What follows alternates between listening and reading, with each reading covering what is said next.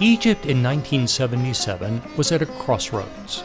Two wars with Israel in 1967 and 1973 had taken their toll on Egyptian morale. Egypt was and remains dependent on tourism. In 1977, almost no one was going there. My domicile, the Nile Hilton, was practically empty. On the edge of Cairo stand the pyramids. These are the oldest man-made structures of the earth. The Great Pyramid was begun in 2600 BC. It was built as a tomb for the pharaoh. Standing guard is the Sphinx.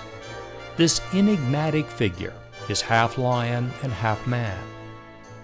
When I came here to film these scenes over 35 years ago, I was alone. There were no other people.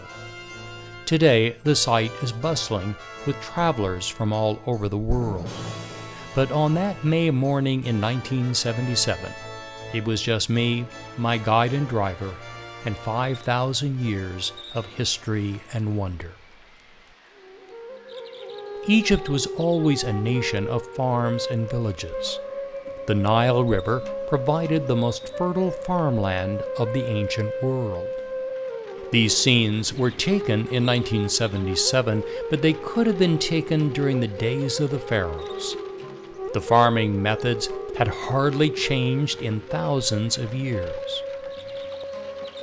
Wheat was thrashed with beasts of burden, men rode donkeys, and shepherds moved their flocks as if it were biblical times.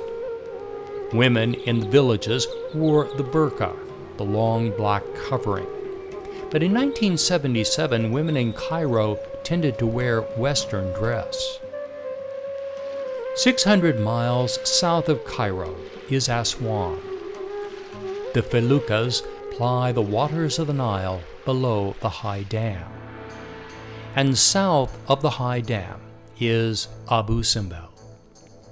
Relocated here in 1968, before being submerged by the creation of Lake Nasser, this was an archaeological project that involved the cooperation of the world.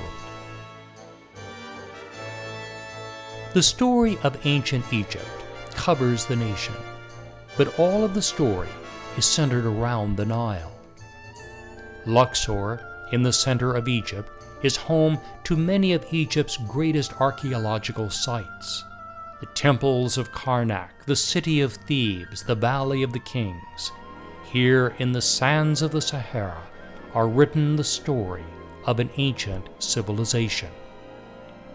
And it was here, in the desolate sand-swept hills in 1922, that Howard Carter made the greatest archaeological discovery of all time. He had discovered the tomb of King Tutankhamun.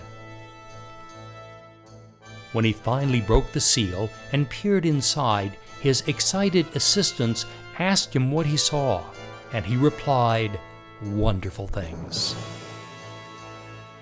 It was the only pharaonic tomb ever to be discovered intact, and it would provide an amazing wealth of information about the lives of the ancient Egyptians.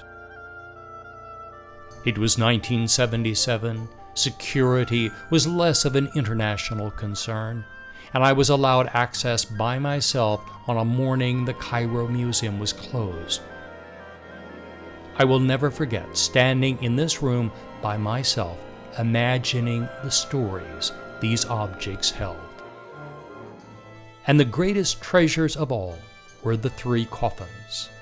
The outer coffins were made of wood and gilt, but the inner coffin was 250 pounds of pure gold. This was one of the high points of 40 years I have spent filming the world.